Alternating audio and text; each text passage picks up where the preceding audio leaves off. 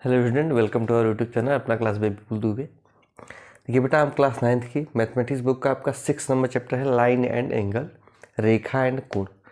हमने एक्सरसाइज 6.2 का रेखा एंड कोण का डिस्कस किया था और क्वेश्चन नंबर 4 तक प्रीवियस वीडियो में डिस्कस किया हुआ है।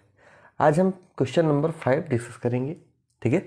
तो आइए हम देखते हैं क्वेश्चन नंबर 5 क्या कह रहा है। देखिए, कह रहा है कि आकृति 6.32 में, ये आकृति है आपकी 6.32, ठीक है।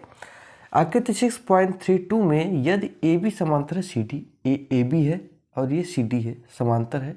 यदि ए पी क्यू बराबर 50 अंश, ए पी क्यू बराबर ये कितना है 50 अंश है, और पी आर और डी बराबर कितना है 127 है।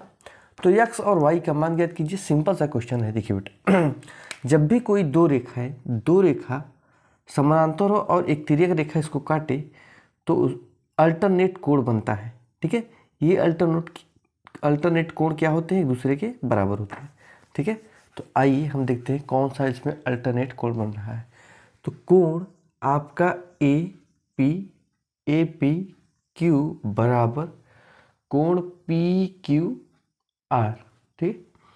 कोण पी क्यू आर बराबर क्या हो जाएगा आपका 50 अंश, क्योंकि ये क्या है, एकांतर कोण है, एकांतर कोण, अल्टरनेट एंगल, ठीक है।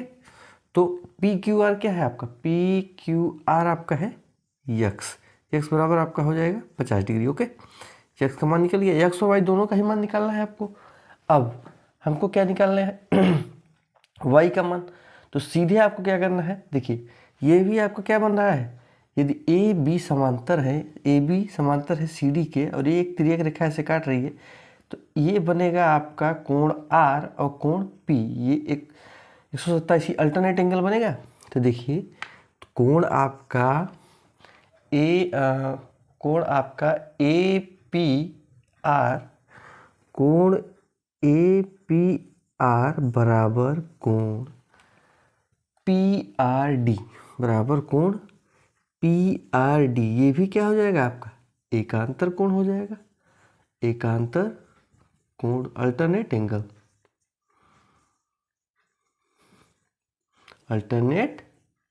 Angle, okay. अब बेटा आपका क्या पी आर डी आपको पता है, पी आर डी 127 है, और ए पी आर कितना है, कोण ए पी आर आपका है 50 प्लस वाई बराबर पी आर डी कितनी है 127। तो y बराबर क्या हो जाएगा 127 माइनस 50, तो y बराबर 7 और 7 5 12, तो y बराबर आपका आ गया 77, ठीक है। x बराबर आ गया 50 डिग्री और y बराबर 77 डिग्री, ओके। आई होप आपको ये क्वेश्चन समझ में आया होगा। अब हम क्वेश्चन नंबर 6 चलते हैं। हाँ बताइए, हम क्वेश्चन नंबर 6 देखते हैं। देखिए, कह रहा है कि आकृति 6.33 में यदि एक आकृति दी हुई है, सॉरी आकृति हमने बनाया नहीं, बना देते हैं। एक आकृति है आपकी, चलिए पढ़ते पढ़ते आकृति बनाते हैं, ठीक है। आकृति 6.33 में यदि पी क्यू और आर एस दो दर्पण हैं, बेटा ये होगी आपकी पी और क्यू एक दर्पण हो गई, और ये हो गया आर और यस दर्पण, ठीक है। ये दर्पण है,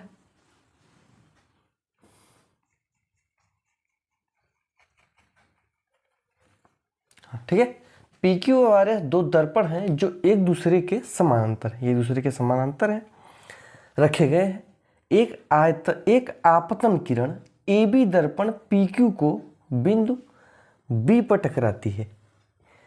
एक क्या है, आपतन किरण ए बी, एक बेटा एक आपतन किरण है, एक आपतन किरण ए बी जो है ए और बी दर्पण पी क्यू को बिंदु बी पर टकराती है, बिंदु बी पर टकराई है, और परावर्तित किरण पथ BC पर चलकर, परावर्तित किरण पथ BC, किरण पथ ये किरण पथ है BC पर चलकर दर्पण RS से C पर टकराती है।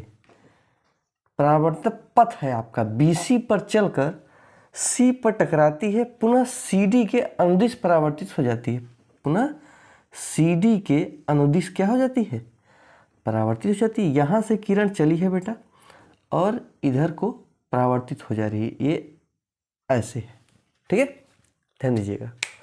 सी पर टकराती है, पुनः सी डी के अनुदिश परावर्तित हो जाती है। सी डी के अनुदिश क्या हो जाती है, परावर्तित हो जाती है। तो सिद्ध कीजिए कि ए बी होगा समांतर किसके, सी डी के, ठीक है। पुनः सी डी के अनुदिश होती है, सी डी के अनुदिश हो जाती है, परावर्तित किरण परावर्तित हो जाती है। तो सिद्ध कीजिए कि ए बी होगा समांतर सी डी के। तो सबसे पहले हम देखते हैं कि जब कोई किरण, यहाँ पे ध्यान दीजिए, जब कोई किसी समतल दर्पण पे एक परावर्तित किरण आती है और वह अभिलंब इससे परावर्तक सतह से टकराकर पुनः परावर्तित हो जाती है, तो हमने क्या पढ़ा है फिजिक्स में कि वो, मान लीजिए ये क्या है, अभिलंब है, तो परावर्तित किरण, अपवर्तित किरण और परावर्तित किरण दोनों क्या होते हैं, एक दूसरे के बराबर होते हैं, ठीक है। परावर्तित किरण और अपवर्तित किरण दोनों क्या होते हैं, एक दूसरे के बराबर होते हैं। तो यहाँ पे हम लंब डाले, एक अभिलंब होता है। अब आपको पता है कि जब एक रेखा पे, एक दर्पण पे एक आपतित किरण, परावर्तित किरण, एक आपतित किरण, तो एक अभिलंब तो क्या होता है, आपतित किरण I एंड परावर्तित किरण R दोनों बराबर होते हैं, ठीक है। आपतित किरण ये हो गई आपकी 1 और ये क्या हो गया, 2 कोण हो गया, और ये 1 हो गया और ये 2 कोण हो गया। तो आपका ये हो गया BE, हमने एक जो अभिलंब डाला है, और ये CF। तो BE लंब है, यहाँ पे लिखेंगे BE लंब है किस पे, BE लंब है PQ पर, एंड CF लंब है RS पर, ठीक है। BE लंब है PQ पर एंड CF लंब है बेटा RS पे। चूंकि PQ समांतर है RS के, देन BE आपकी समांतर हो जाएगी CF के, ठीक है। BE आपकी समांतर हो जाएगी CF के। जब BE समांतर हो जाएगी CF के, तो कोण 2 बराबर हो जाएगा आपका क्या, कोण 2 बराबर कोण 1, ये 1 2 नहीं 3 4 लिख लीजिए बेटा, 3 and 4, ओके। कोण 2 बराबर हो जाएगा आपका कोण 3, कोण 2 बराबर हो जाएगा आपका कोण 3, क्योंकि क्या है, अल्टरनेट एंगल है, ये है अल्टरनेट एंगल, ओके। ये है आपका अल्टरनेट एंगल, एकांतर कोण, ठीक है। जब 1 हो जाएगा 2 के बराबर, 2 हो जाएगा 3 के बराबर, तो और 1 हो जाएगा आपका क्या, 1 बराबर 2 है, क्योंकि कोण I बराबर क्या है, कोण I बराबर कोण R है, कोण I बराबर कोण R है।